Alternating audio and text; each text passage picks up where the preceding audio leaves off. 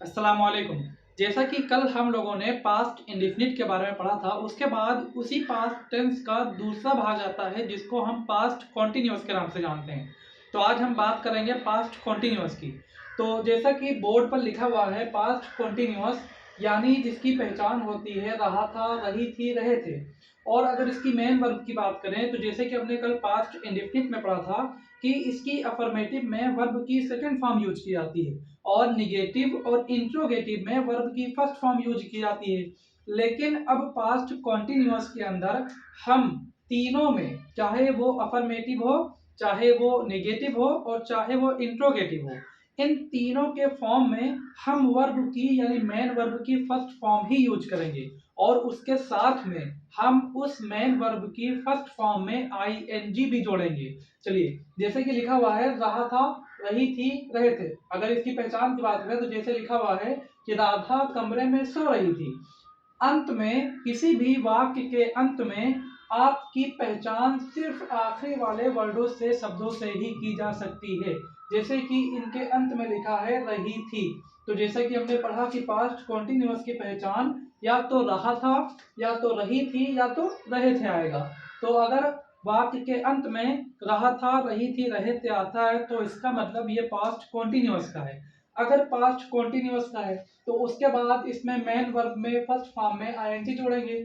अब जैसे कि कल हम लोगों ने पढ़ा था पास्ट इंडेफिनिट के बारे में कि इसकी नेगेटिव और इंट्रोगेटिव बनाने के लिए हम डिड का यूज करते थे, वैसे ही हम पास्ट कॉन्टिन्यूअस में इसकी दो हेल्पिंग वर्ब हैं, एक वाज और दूसरी वेयर। जैसे कि आप देख सकते हैं, एक वाज, दूसरी वेयर। वाज सिंगुलर पर्सन के साथ और वेयर प्लूरल पर्सन के साथ। जैसे अगर कुछ सिंगुलर पर्सन के साथ बात करें तो वाज जो हेल्पिंग वर्ब यूज होगी वो होगी ही के साथ यानी वह के साथ, शी के साथ यानी स्त्रीलिंग के वह के साथ, इट के साथ यानी यह के साथ और आई के साथ। यानी इन चार चीजों के, चार सब्जेक्ट के साथ हम वाज का यूज करेंगे। लेकिन अगर वेयर की बात करें तो वी, यू, दे या एक से अधिक नाम के लिए, यानी अगर कोई भी सब्जेक्ट हम, वे या महेश और रमेश इस तरीके के दो नाम आते हो या तुम आता हो, यू आता हो, तो उसके लिए हम वेयर का यूज करेंगे। चलिए सेंटेंस को हम स्टार्ट करते हैं। बाकी इतना, उसके बाद अगर अफर्मेटिव सेंटेंस की बात करें कि वाक्य अगर सिंपल हो यानी सकारात्मक वाक्य हो जिसमें भाव को प्रकट किया गया हो, ना तो उसमें क्वेश्चन पूछा गया हो और ना ही उसमें किसी चीज का मना किया गया हो, तो ऐसे वाक्यों को हम अफर्मेटिव या सकारात्मक वाक्य कहते हैं। तो अगर वाक्य सकारात्मक हो और उसका ट्रांसलेट हमें इंग्लिश में करना है तो हम कैसे करेंगे, देखते हैं। पास्ट कॉन्टिन्यूअस का जो अफर्मेटिव सेंटेंस का रूल है वो है, सबसे पहले हमें लिखना है सब्जेक्ट। अगर किसी भी वाक्य की अंग्रेजी बनानी है तो सबसे पहले हमें उस वाक्य में सब्जेक्ट ढूंढना होगा और सब्जेक्ट की अंग्रेजी बनानी होगी। उसके बाद अगर सब्जेक्ट आई है, ही है, शी है, यानी अगर वह है और मैं है, अगर ये दो सब्जेक्ट आते हैं तो उसके लिए हम वाज का यूज करेंगे। लेकिन अगर सब्जेक्ट वी, यू, दे या एक से अधिक नाम है तो उसके लिए हम वेयर का यूज करेंगे। उसके बाद हम मेन वर्ब की फर्स्ट फॉर्म लिखेंगे, उसके बाद उसमें आईएनजी जोड़ देंगे, उसके बाद उसमें ऑब्जेक्ट जोड़ देंगे। जैसा कि कल मैंने बताया भी था कि हमें सब्जेक्ट, ऑब्जेक्ट और मेन वर्ब को कैसे ढूंढना है। जैसे कि इसी एक सेंटेंस लिखा हुआ है जिसकी हमें अभी अंग्रेजी बनानी होगी। लिखा है राधा कमरे में सो रही थी। एक सेंटेंस मिला, एक वाक्य मिला जिसकी अंग्रेजी में हमें अनुवाद करना है। लेकिन सबसे बड़ी बात तो ये है कि इसके अनुवाद करने के लिए हमें रूल पता होना चाहिए। हमें अगर ये रूल याद हुआ तो उसके बाद हमें ये पता होना चाहिए कि इस वाक्य के अंदर सब्जेक्ट क्या है, इस वाक्य के अंदर मेन वर्ब क्या है और इस वाक्य के अंदर ऑब्जेक्ट क्या है। किसी भी एक सिंपल से वाक्य को बनाने के लिए या कोई भी वाक्य को बनाने के लिए तीन चीजें अत्यंत जरूरी है। सबसे पहला उसका सब्जेक्ट, दूसरा उसका मेन वर्ब, तीसरा उसका ऑब्जेक्ट। अगर ये तीनों चीजें आपको नहीं पता होंगी तो शायद आप इस सेंटेंस का अनुवाद नहीं कर सकते हैं। तो हमें एक सेंटेंस मिला, एक वाक्य मिला, राधा कमरे में सो रही थी। तो ये तो हम जान गए कि राधा कमरे में सो रही थी। चलिए इसका सब्जेक्ट कैसे निकालें, क्योंकि सबसे पहले हमें रूल में सब्जेक्ट ही रखना होता है, वो चाहे किसी भी टेंस के पार्ट का हो, सबसे पहले सब्जेक्ट रखना है। तो हमें ढूंढना है कि इसमें सब्जेक्ट क्या है। तो जैसे कि कल मैंने बताया था, अब इसमें मेन वर्ब है सोना, तो कौन सो रहा है, राधा सो रही है। इसमें हमें खुद से ही क्वेश्चन करना था, कल भी बताया था कि हमें खुद से ही क्वेश्चन करना है कि कौन सो रहा है, या ये अब पता चला कि कौन सो रहा है, राधा सो रही है, तो इस वजह से राधा सब्जेक्ट हुई। अब हमें मेन वर्ब निकालनी है। कल मैंने बताया था मेन वर्ब क्या है, जिससे कोई भी काम करने में आपकी ऊर्जा व्यय होती हो, या कोई भी काम को हम वर्ब कहते हैं, मेन वर्ब कहते हैं। तो राधा क्या करती है, सोती है, तो सोना क्या हुआ, उसकी मेन वर्ब हुई, और मेन वर्ब सोने की होगी जो फर्स्ट फॉर्म मेन वर्ब की, स्लीप। उसके बाद अब सवाल उठता है कि अब ऑब्जेक्ट कैसे ढूंढे। तो हमने दो चीजें ढूंढ ली, तो तीसरा ऑटोमेटिक मिल जाएगा, या अगर खोजना चाहें तो उसको भी खोज सकते हैं। अब पता चला कि कौन सोता है, राधा सोती है, राधा क्या करता है या क्या करती है, सोती है। अब हम खुद से क्वेश्चन ये उठाएंगे कि राधा कहाँ सोती है, राधा कहाँ सोती है, कमरे में सोती है। इसका मतलब ये ऑब्जेक्ट है। अगर इसकी हमें अब अंग्रेजी बनानी हो तो हमें सबको अलग अलग डिटरमाइन कर लिया कि ये क्या है वो क्या है। उसके बाद हमें इसकी अंग्रेजी बनाने के लिए सबसे पहले सब्जेक्ट की अंग्रेजी बनानी होगी। तो राधा एक नाम है तो उसकी अंग्रेजी होगी राधा। मेरे साथ आप लोग भी कोशिश करें, राधा। उसके बाद हमें वाज और वेयर लगाना है। अगर कोई भी सिंपल सा नाम है तो उसके लिए हम वाज का यूज करेंगे। उसके बाद रूल कहता है वाज और वेयर के बाद वर्ब की फर्स्ट फॉर्म लगानी है, और वर्ब की फर्स्ट फॉर्म यानी मेन वर्ब सोना। अब सोने की फर्स्ट फॉर्म होती है स्लीप। अब स्लीप में हमें जोड़ देना है ING, क्योंकि रूल कहता है वर्ब की फर्स्ट फॉर्म में ING जोड़ देना है। उसके बाद कहाँ सोती है, कमरे में सोती है, यानी ऑब्जेक्ट है इन द रूम, या इन रूम भी कर सकते हैं या इन द रूम भी कर सकते हैं। तो हमने एक सेंटेंस का अनुवाद अंग्रेजी में कर लिया। अब उसके बाद दूसरा नंबर आता है पास्ट कॉन्टिन्यूअस के नेगेटिव का। तो कल भी वैसे ही सारे सेंटेंस होते हैं, ये भी सेंटेंस इसी तरीके से है। सबसे पहले हमें सब्जेक्ट रूल जो है सब्जेक्ट लिखना होगा, उसके बाद वाज और वेयर लिखना होगा, उसके बाद नोट लगाना होगा, वर्ब की फर्स्ट फॉर्म, फिर ING, फिर ऑब्जेक्ट। हमेशा ये चीज याद रखें कि जो भी निगेटिव और इंट्रोगेटिव नकारात्मक वाक्य होते हैं, यानी चाहे प्रश्नवाचक नकारात्मक वाक्य हो और चाहे नकारात्मक वाक्य हो जिसमें नोट लगा है, तो ये चीजें हमेशा ध्यान रखें कि जो मेन वर्ब होगी उससे पहले ही नोट लगेगा, हमेशा उससे पहले ही नोट लगेगा, यानी मेन वर्ब के बाद नोट नहीं लगाया जा सकता है। अगर अब इसकी बात करें तो एक ऐसा वाक्य जिसके बीच में नहीं शब्द आया हो उसे हम नकारात्मक वाक्य कहते हैं, या एक ऐसा वाक्य जिसमें कोई चीज का नकारा गया हो, मना किया गया हो, ऐसे वाक्य को हम नेगेटिव सेंटेंस कहते हैं। तो ऐसा सेंटेंस नकारात्मक वाक्य कहलाता है। नकारात्मक वाक्य के लिए ये रूल अप्लाई होगा, सबसे पहले सब्जेक्ट वाज और वेयर, नॉट, वर्ब की फर्स्ट फॉर्म ING और ऑब्जेक्ट। अब इसके अंदर भी वही रूल पता चलेगा कि राधा यहाँ पर सब्जेक्ट है, कमरे में यहाँ पर ऑब्जेक्ट है, सोना यहाँ पर वर्ब है यानी मेन वर्ब है। इसको हम फिर अनुवाद कर सकते हैं। सबसे पहले हमें सब्जेक्ट लिखना है, सब्जेक्ट हमारी राधा, और राधा के साथ हम जानते हैं हमारा वाज लगेगा।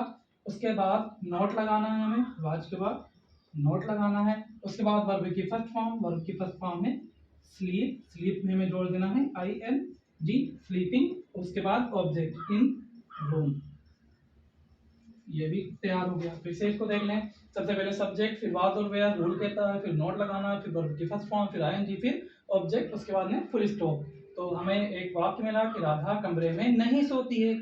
इससे ये पता चल गया कि ये वाक्य नकारात्मक वाक्य है, और नकारात्मक वाक्य है तो इस रूल को फॉलो करेंगे। सबसे पहले हमने सब्जेक्ट की अंग्रेजी राधा, जो राधा थी उसको राधा लिख दिया। उसके बाद वाज और वेयर लगाना है तो अकॉर्डिंग टू सब्जेक्ट लगाना होता है, क्योंकि सब्जेक्ट एक वचन है यानी एक नाम है, तो इसके लिए हमने वाज का यूज किया। उसके बाद में रूल कहता है कि नोट लगाइए, नोट लगा दिया गया। उसके बाद में वर्ब की फर्स्ट फॉर्म स्लीपिंग, ING लगा देना, स्लीपिंग इन रूम हो गया। उसके बाद तीसरा नंबर आता है इंट्रोगेटिव का। तो इंट्रोगेटिव ऐसे वाक्य जिसमें प्रश्न पूछा गया हो। तो दो तरीके के हैं, कल भी बताया था, फर्स्ट टाइप और सेकंड टाइप। फर्स्ट टाइप ऐसे वाक्य जो वाक्य क्या से शुरू हुए हो, जैसे क्या राधा कमरे में सो रही है। किसी से पूछा गया कि क्या राधा कमरे में सो रही है, हमें एक ये तरीके का सेंटेंस होता है। और दूसरा होता है जब किसी वाक्य के बीच में क्या क्यों, कब, कहाँ और कैसे आए। यानी किसी भी वाक्य के बीच में, किसी भी वाक्य के बीच में अगर देखा जाए तो राधा कहाँ सो रही थी। अभी इस वाले सेंटेंस में पता ये चला, जो फर्स्ट टाइप वाला है, कि वाक्य क्या से शुरू होगा, तो शुरू हुआ है क्या से। लेकिन जो दूसरा टाइप है सेंटेंस का, इंट्रोगेटिव का भाग दूसरा है, उसमें ये पता चलेगा कि ये वाक्य के बीच में क्या, क्यों, कब, कहाँ, कैसे ऐसे शब्द आएंगे। तो इसमें देखिए कहाँ आ गया है, तो इससे पता चला कि ये दूसरा टाइप है। इसके लिए रूल क्या है, पहले लिख देते हैं फिर इसको समझाते हैं। इसके लिए रूल क्या है, सबसे पहले हमें क्वेश्चन वर्ड लिखना है, फिर उसके बाद में उसकी हेल्पिंग वर्ब और वेयर, उसके बाद में हमें सब्जेक्ट, फिर नॉट, फिर वर्ब की फर्स्ट फॉर्म में ing, फिर ऑब्जेक्ट और फिर क्वेश्चन मार्क। ये छोटा लिखा हुआ है, ऑब्जेक्ट और फिर क्वेश्चन मार्क, ये है इसका रूल। चलिए इसके बारे में पढ़ते हैं। जब वाक्य क्या से शुरू हुआ हो, जैसे लिखा है क्या राधा कमरे में सो रही थी। अगर कोई भी वाक्य पास्ट कॉन्टिन्यूअस का क्या से शुरू होता है तो उसके लिए हम सबसे पहले हेल्पिंग वर्ब यूज करेंगे। यानी क्या के लिए हेल्पिंग वर्ब ही यूज होती है, या तो वॉज और वेयर अकॉर्डिंग टू सब्जेक्ट। हमारा सब्जेक्ट क्या है, राधा है, तो राधा के लिए हम क्या लगाएंगे, या तो अगर राधा एक वचन है और क्लियरली है कि राधा एक वचन है, तो उसके लिए हम यहाँ पर क्या लगा देंगे, वाज और वेयर में से वाज लगा देंगे।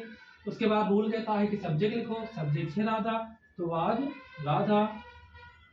फिर रूल कहता है नोट लगाओ, अगर इस सेंटेंस के वाक्य के अंदर कहीं पर नहीं है तो उसके बदले में नोट लगाएंगे, अन्यथा छोड़ देंगे। उसके बाद वर्ब की फर्स्ट फॉर्म लगाना है, वाज राधा स्लीपिंग, यानी स्लीप ing, स्लीपिंग कहाँ, इन रूम, और लास्ट में question mark. Was Radha sleeping in room, क्या राधा कमरे में सो रही थी। ये पता चला एक ये वाक्य। दूसरा जब वाक्य आए, जब किसी वाक्य के बीच में क्या, क्यों, कब, कहाँ, कैसे आए, तो उसके लिए सबसे पहले हम क्वेश्चन वर्ड की अंग्रेजी बनाएंगे। उसके बाद हम वॉज और वेयर अकॉर्डिंग टू सब्जेक्ट लिखेंगे, यानी सब्जेक्ट के अनुसार लिखेंगे सब्जेक्ट क्या है। उसके बाद हम नोट लगाएंगे अगर नोट है नहीं है वर्ब में।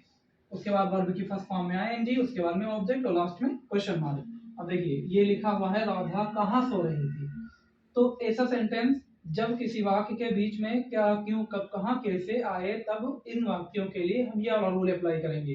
सबसे पहले हम क्वेश्चन वर्ड की अंग्रेजी बनाते हैं, तो कहाँ की अंग्रेजी होगी वेयर, वेयर। उसके बाद में रूल कहता है कि वाज और वेयर लगाना है सब्जेक्ट के अनुसार। तो हमारा सब्जेक्ट है राधा, तो उसके लिए हम वाज का यूज करेंगे। उसके बाद में हम लिख देंगे राधा रूल के हिसाब से। सबसे पहले हमने लिखा क्वेश्चन वर्ड की अंग्रेजी बनाई, फिर वाज और वेयर लगाया, दो में से कोई एक ही लगाना है। उसके बाद में हमने सब्जेक्ट की अंग्रेजी राधा लिखी, अगर इसमें नोट है तो नहीं लगा देना है, सॉरी अगर नहीं है तो नोट लगा देना, अन्यथा छोड़ देना है। उसके बाद में वर्ब की फर्स्ट फॉर्म है स्लीप, और स्लीप में हो जाएगा ing, स्लीपिंग कहाँ, इन रूम, और लास्ट में क्वेश्चन मार्क।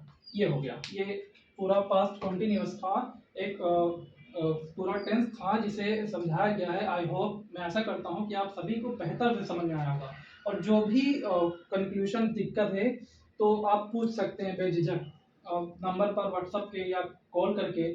अब इसकी इतना तो हो गया, लेकिन अब अगर इसकी एक्सरसाइज की बात करें, ये तो छोटे छोटे सेंटेंस थे जिसे हम समझते हैं, जो समझ गए हो बढ़िया से। अब लेकिन अगर बड़े सेंटेंस आ जाए जिसमें दो ऑब्जेक्ट हों, तो क्या करेंगे। अगर कभी कोई सेंटेंस बड़ा हो तो उसके लिए हम क्या करेंगे,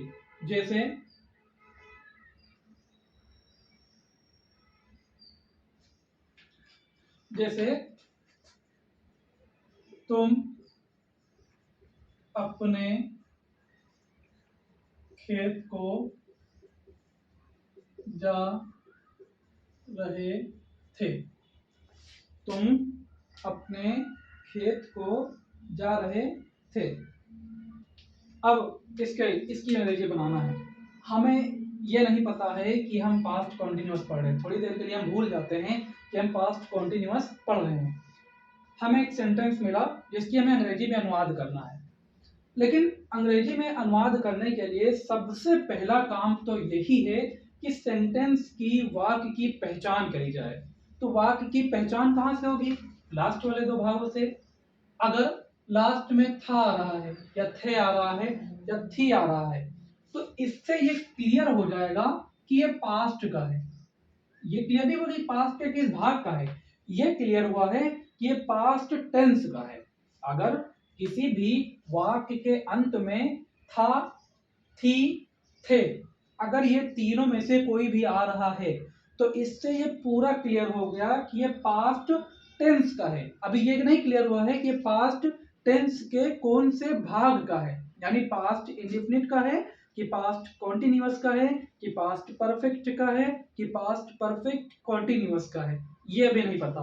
अब ये पता करने के लिए हम था, थी, थे से पहले थोड़ा देखेंगे क्या लगा है, रहे लगा है। तो अगर किसी भी सेंटेंस में रहा, रही, रहे आता है, अंत में रहा, रही और रहे आता है, तो इससे ये क्लियर होता है कि ये कॉन्टिन्यूअस है। क्या है? कॉन्टिन्यूअस। कॉन्टिन्यूअस है तो ये क्लियर हो गया कि ये पास्ट कॉन्टिन्यूअस है।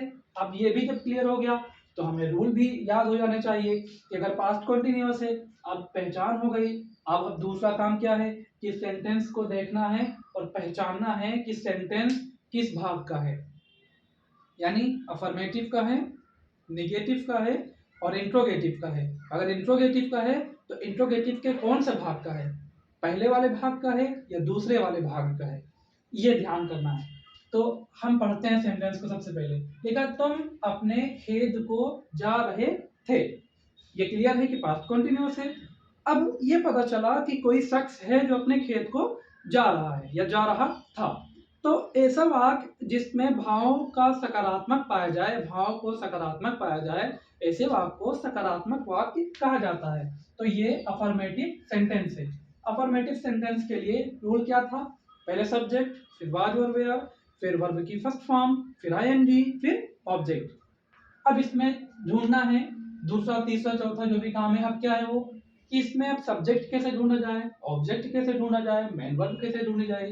तो देखना यह है कि जा रहा है, जाना, गो, कौन जा रहा है?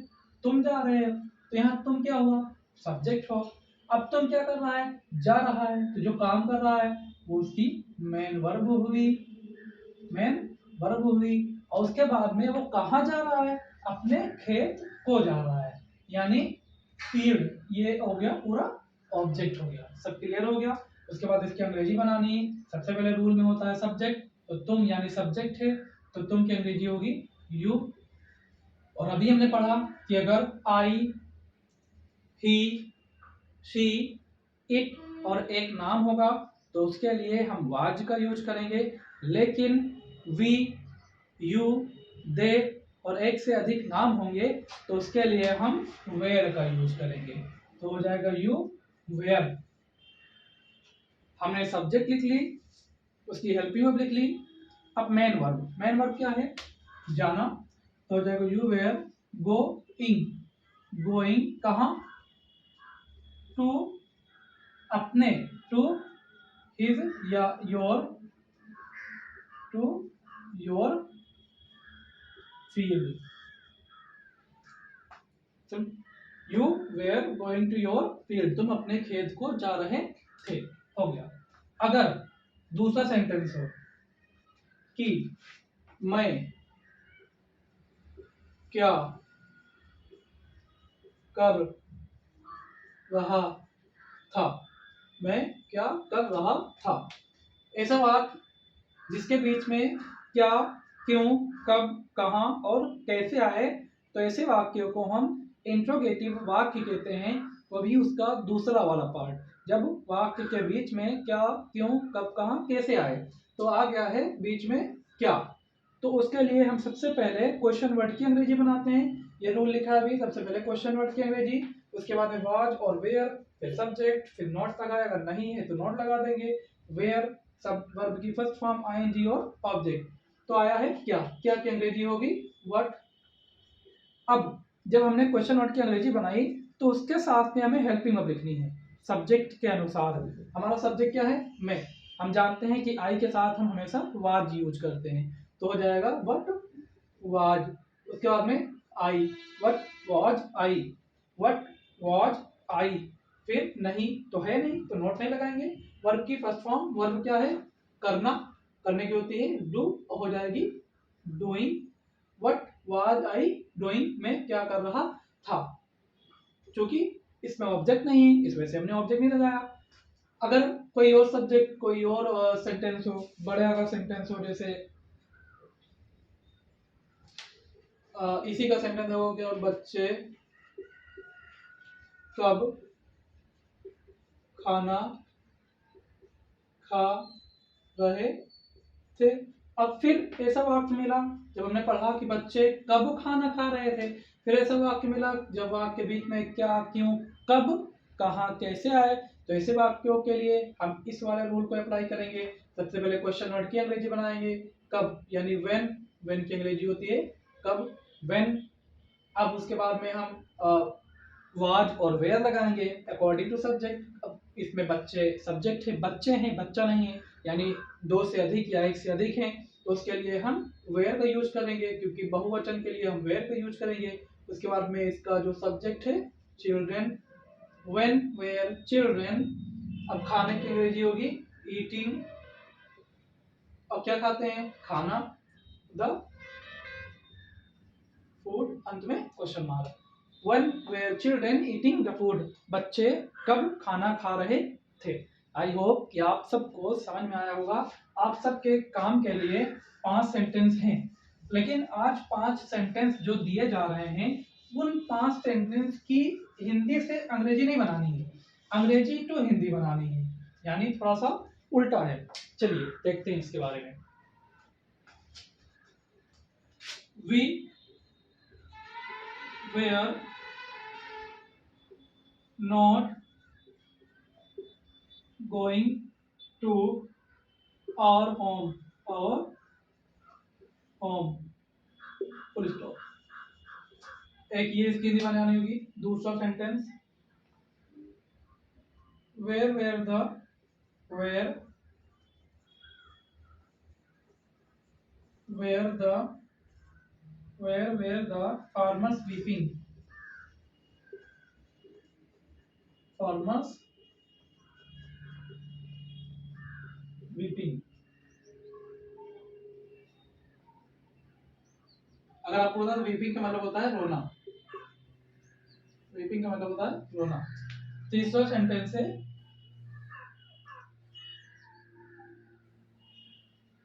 which books, चलिए ये अभी नहीं पढ़ा है तो इसको छोड़ देते हैं। Sita was not